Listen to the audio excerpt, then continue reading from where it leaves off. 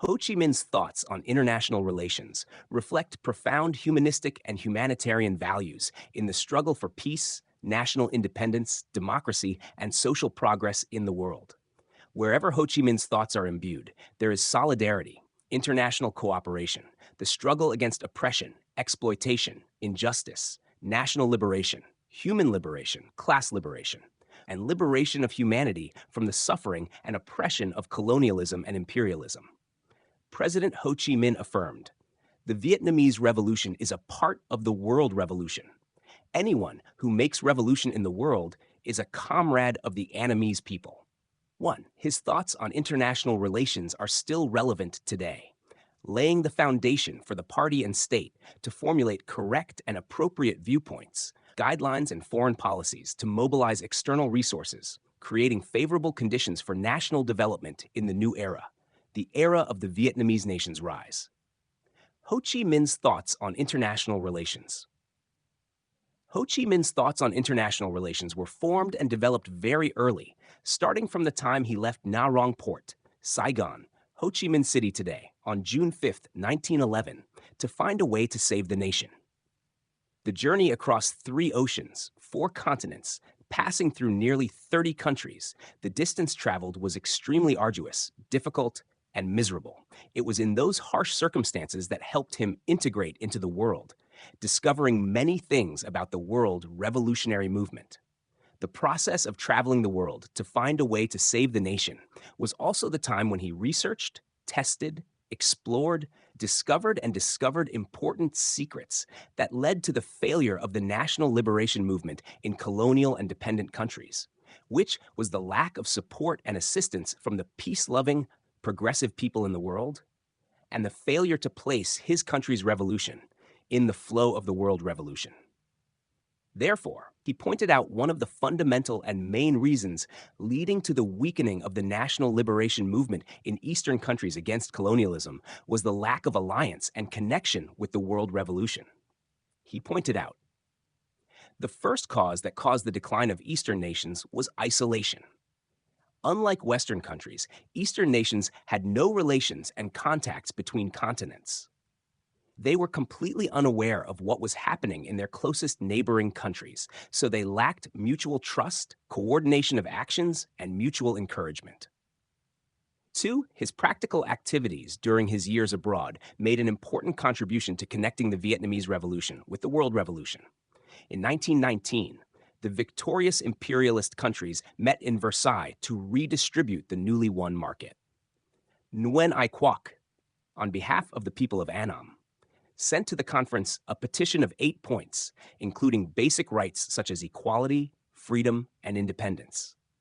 Although the imperialists did not pay attention to the petition, it created a great resonance, and the imperialist countries began to pay attention to Nguyen Ai Quoc and the people of Annam. He pointed out the fate of the world proletariat, and especially the fate of the proletariat in the countries that invaded the colonies, is closely linked to the fate of the oppressed class in the colonies. Firstly, the relationship between the proletarian revolution in the invading countries and the fate of the proletariat in the colonies is closely linked and inseparable. The victory of the proletariat in the invading countries and the proletariat in the invaded countries is the common victory of the world proletariat. Therefore, each step of victory of the proletariat in one country against the oppression and exploitation of colonialism and imperialism is a supplement, support, creation of conditions and premises for the development of the proletarian revolutionary movement in each country. Second, the proletarian revolution in each country receives solidarity and support from the proletarian revolutions in other countries.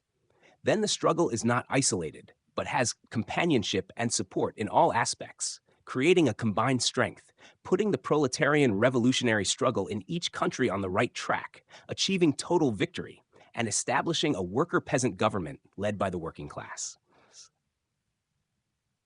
The purpose of establishing and expanding international relations according to Ho Chi Minh's thought is to create more force and strength for the Vietnamese Revolution. Therefore, in international relations, he proposed a system of principled issues to ensure that international relations go into depth, not for profit or temporary relations for a certain purpose or intention. He emphasized, in relations with other countries, the policy of the Democratic Republic of Vietnam is clear and pure. It is a policy of peace and good relations. 4. Obviously, this is a very humane and peaceful viewpoint and ideology that reflects the nature and fine traditions of the Vietnamese people from the founding of the nation until now. Expanding foreign relations aims to build a peaceful world without war, so that everyone can fully enjoy the right to life, the right to equality, the right to freedom, and the right to pursue happiness. Therefore, in international relations, an immutable principle that must never be neglected or lost vigilance is to respect each other's independence, sovereignty, unity, and territorial integrity. President Ho Chi Minh believed that independence, sovereignty, unity, and territorial integrity are sacred and inviolable rights of every nation. Only on the basis of respecting each other's independence, sovereignty, unity, and territorial integrity can new relationships be created and impartial and transparent relationships be established for the stable and sustainable development of each country. He emphasized, the government forced France to recognize the independence of our country. If so, other issues can be resolved very easily. The history of building and defending the country of the Vietnamese people shows that, right from the birth of Vietnam, as a unified nation, our ancestors did not submit to the invading enemy. With the unique military art of defeating all plots and tricks, repelling the invaders from the territory, firmly protecting the independence, sovereignty, unity, and territorial integrity of the country. With the invasive, belligerent, reactionary nature of capitalism and imperialism, they never give up their plot to invade and annex underdeveloped countries. When the French colonialists invaded our country, they encountered strong resistance from the people. With the support and collusion with the feudal class, the French colonialists implemented a policy of divide and rule to make it easier to rule. Under the leadership of the party, our people heroically rose up to fight the revolution, launched counterattacks, and defeated all war strategies of the invaders. President Ho Chi Minh pointed out, the people of the South are the people of Vietnam. Rivers may dry up, mountains may erode, but that truth will never change. In international relations, the issue that Ho Chi Minh also paid great attention to and focused on was to resolve all disagreements and disputes by peaceful means, negotiating on the basis of international law and the ethics of each country and nation. This is a very important issue, demonstrating the spirit of respect for the law and upholding the right to life of people. People must be placed at the center of all development. In any conditions and circumstances, Ho Chi Minh always tried to find ways to prevent a war from happening. Letting war happen is undesirable. The people who suffer the most are the people. The country is in chaos, affecting the socio-economic development and the implementation of other social policies. He pointed out, my compatriots and I sincerely want peace. We do not want war. I know that the French people do not want war. We want to avoid this war by all means. This demonstrates the profound humanistic value of Ho Chi Minh's thought on current international relations, and is also the wish and desire of everyone on this earth, never wanting war to happen. President Ho Chi Minh also pointed out that in international relations, countries must not interfere in each other's internal affairs. This is a matter of principle that never changes. Each country has a different political system, a development direction, and chooses its own development path, in accordance with the characteristics, level, and traditional culture of that country and nation. Expanding international relations is the need and aspiration of each country, and must not be imposed or interfered in the internal affairs of each country. President Ho Chi Minh pointed out, we want to send this message to the world. The wish that all Democrats in the world unite to protect democracy in small countries as well as in large countries. 8. The work of each country is decided by that country itself, not relying on, expecting guidance, support, or help from other countries. An independent, sovereign country must also be independent in its political and diplomatic policies. That is the opportunity and condition for that country and nation to develop, affirming its position and prestige in the international community. For the Vietnamese people, we always respect and are consistent in our viewpoint of not interfering in the internal affairs of each country. However, In important international issues that threaten world security and peace, Vietnam has clearly expressed its viewpoint and stance, consistently condemning acts of brutal interference in the internal affairs of one country against another, supporting the choice of peace, friendship, cooperation, and development in resolving conflicts, disagreements, and disputes over sovereignty, borders, and territory.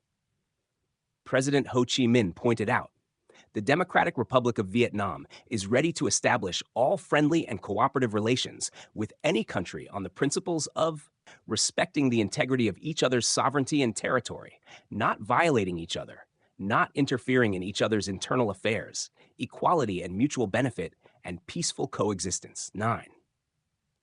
This is the historical message that President Ho Chi Minh wanted to convey to the world for true peace, without any unprincipled interference by any country or nation in the internal affairs of each country. The expansion of international relations, according to President Ho Chi Minh, aimed at equality and mutual benefit. With a dynamic, sharp political perspective and rich, diverse practical activities, he had correct and accurate assessments and judgments about the ultimate goal of international relations, which is mutual benefit for both sides, actively contributing to the struggle for peace, national independence, democracy, and social progress. Each country has a different level of development and different political institutions, but they all take similarities and common unity to cooperate and develop, which is the benefit of each side. Difficulties and risks are shared, and benefits must be harmonious in international relations. There is no calculation of loss, gain, or loss here, but the overall situation must be the basic and main goal to aim for. President Ho Chi Minh pointed out, maintaining world peace means preserving the interests of our country, because the interests of working people around the world are unanimous. Equality and mutual benefit are reflected in all fields and activities in international relations, not equality and mutual benefit in a specific aspect or field, but comprehensive equality and mutual benefit, covering all activities of the country. This was clearly shown in President Ho Chi Minh's foreign policy in establishing and expanding foreign relations with many countries in the world to gain the support of the world's progressive people who love peace in the struggle against colonialism and imperialism for national independence. Researching Ho Chi Minh's thoughts on international relations has profound theoretical and practical values in leading and directing the Vietnamese Revolution to victory on all fronts. Implementing President Ho Chi Minh's diplomatic line, the Vietnamese Revolution has joined the flow of the world revolution, becoming an integral part of the world revolution. Each victory of the Vietnamese Revolution in the struggle against colonialism and imperialism contributes to enriching the theoretical and practical treasure of Marxism-Leninism, at the same time supplementing and developing many important contents on international relations. The purpose and nature of international relations, thereby raising the position and prestige of Vietnam in the international arena. President Ho Chi Minh affirmed, "It is because we know how to combine our country's revolutionary movement with the revolutionary movement of the international working class and of oppressed peoples that our party has overcome all difficulties, leading the working class and our people to today's glorious victory." Some measures to realize Ho Chi Minh's thought in international relations. First, thoroughly grasp and seriously implement Ho Chi Minh's thoughts on international relations.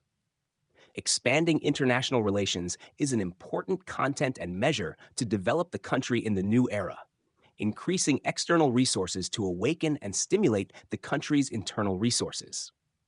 Central and local agencies, departments, and branches must thoroughly grasp Ho Chi Minh's thoughts on international relations. At the same time, flexibly and creatively apply them to the characteristics of the situation, requirements, and tasks of each agency, unit, and locality. On the basis of the party's viewpoints and guidelines, the state's policies, laws, and guidelines, each agency, unit, and locality must develop specific programs and action plans for each field and profession to establish foreign relations, cooperation, and development properly, appropriately, and effectively. Promoting the strength of organizations and forces in seeking foreign investors and businessmen on the basis of national and ethnic interests being paramount. Firmly grasping the principles in diplomatic relations of President Ho Chi Minh. Being unchanging, responding to all changes, knowing oneself, knowing others, knowing the times, knowing the situation. The Vietnamese bamboo diplomatic school of the late General Secretary Nguyen Phu Trong. Firm roots, strong trunk, flexible branches, imbued with the soul, character, and spirit of the Vietnamese people, strengthening the leadership and direction of the party and the management of the state in diplomatic activities in all areas of social life. The Communist Party of Vietnam is the only ruling party leading the revolutionary cause, including diplomatic activities. All diplomatic activities of organizations and individuals must be under the leadership and direction of party committees and organizations at all levels. Only on that basis can we ensure that diplomatic activities go in the right direction, with the political goals of national independence and socialism on the foundation of Marxism-Leninism. The nature and fine traditions of the Vietnamese people. Foreign affairs activities must closely follow the party's viewpoints and guidelines and serve the country's development. Only then can we mobilize external resources in a correct, appropriate, and effective manner, bringing about the best opportunities and conditions for the development of a prosperous and happy country with high income for the people in the direction of socialism. Second, in foreign relations, always put the interests of the nation and people first and foremost. The late General Secretary Nguyen Phu Trong affirmed, "The consistent principle of foreign affairs is to ensure the highest national interests. The highest national interests are to firmly protect independence, sovereignty, unity, and territorial integrity, to protect the party, the state, the people, and the socialist regime, to maintain a peaceful and stable environment, to mobilize and effectively use external resources for development, and to constantly improve the country's potential, position, and international prestige." 18. With that spirit, all diplomatic activities, participation in economic, social, climate change, and human rights forums must ensure the highest national interests. This is a matter of principle, immutable, and must never be wavered, and no one is allowed to harm the country's independence, sovereignty, unity, and territorial integrity. Continuously consolidate and cultivate the nation's patriotic tradition, the nation's heroic history of building and defending the country, the system of cultural values, and the Vietnamese people, thereby making the subjects and forces participating in diplomatic activities thoroughly grasp and spread that tradition and spirit into practical and concrete realization and action, making the Vietnamese spirit and Vietnamese character more radiant in the current period of openness and deep international integration. National and ethnic interests must be considered a matter of principle, an immutable matter, a matter of survival for the nation in diplomatic activities. Diplomatic activities are aimed at serving the national and ethnic interests, making the nation stronger through its own strength, will of self-determination, self-confidence, self-reliance, self-strengthening, and national pride. Diplomatic activities must firmly ensure the independence, sovereignty, unity, and sacred territorial integrity of the fatherland, develop a socialist-oriented market economy, build and develop an advanced Vietnamese culture imbued with national identity, and enable people to live a prosperous, free, and happy life, to be masters of their own lives, and to enjoy the best conditions in the new era. Third, building a team of diplomatic staff with qualities and capacities to meet the increasingly high requirements and tasks of the country's development in the new era. Our party affirms improving the quality, capacity, professional style, innovation, and creativity of the staff working in foreign affairs and international integration. With this spirit, the staff working in diplomacy must be good at professional skills, truly knowledgeable, and well-versed in the traditional culture of the host countries, promptly promoting and introducing the image and people of Vietnam to international friends, at the same time firmly grasping international law, thereby promptly advising and proposing to the party and state to put forth appropriate and effective diplomatic policies and measures. Currently, facing the negative side of the market mechanism, a number of cadres, party members, civil servants, including leaders in departments and forces in the diplomatic sector, have not been able to control themselves, have been corrupt, negative, and have degraded in ideology, politics, ethics, and lifestyle, affecting the prestige of the party. That reality requires diplomatic cadres to always control themselves at all times and places, put the interests of the party and the people first and foremost, constantly self cultivate and train in moral qualities and lifestyle, stay away from material temptations, money, and fame. Practice diligence, thrift, integrity, impartiality, maintain revolutionary ethics, study and follow Ho Chi Minh's ideology, ethics, and diplomatic style. Every diplomatic officer, especially ambassadors representing the nation abroad, must be a messenger of peace, friendly, close, the voice of the nation, conveying to international friends a renewed, integrated, and developed Vietnam, ready to be a friend, a reliable partner, and a responsible member of the world. The party has emphasized proactively participate, actively contribute, and enhance Vietnam's role in building and shaping multilateral institutions and international political economic order and signed trade agreements. Each diplomatic officer must be truly dynamic, creative, and resourceful in all activities, especially in conducting cooperation activities, and signing agreements with countries and international organizations. Fourth, continue to supplement and perfect the institution of diplomatic relations in the new era, contributing to enhancing the country's position and prestige in the international arena. One of the breakthroughs that the 13th Party Congress and General Secretary Talam especially emphasized is focusing on removing institutional bottlenecks in all fields to promote socioeconomic development and mobilizing internal and external resources. Therefore, in diplomatic activities, it is also necessary to review and evaluate fundamentally and fully whether the guiding documents of the diplomatic sector at all levels are still appropriate. If they are not appropriate, they need to be replaced with new documents. The contents of the old documents have contents that are still appropriate and need to be adjusted and supplemented to be appropriate in the new context. Promote the spirit and responsibility of the head of each agency and unit of the diplomatic sector in streamlining the apparatus and operating effectively and efficiently. There are specific mechanisms and policies to retain good cadres, party members, and civil servants in the diplomatic sector who are fluent in many languages and have real qualifications and capabilities. Perfect bilateral and multilateral mechanisms in relations with countries of different levels and development potentials, political and social organizations, and economic forums to establish a level of relationship and development capacity appropriate to the country's potential and advantages. Our party affirms: be proactive and adapt to changes in the situation. Strengthen close coordination mechanisms between foreign affairs channels and agencies. Promote and improve the effectiveness of foreign affairs and international integration.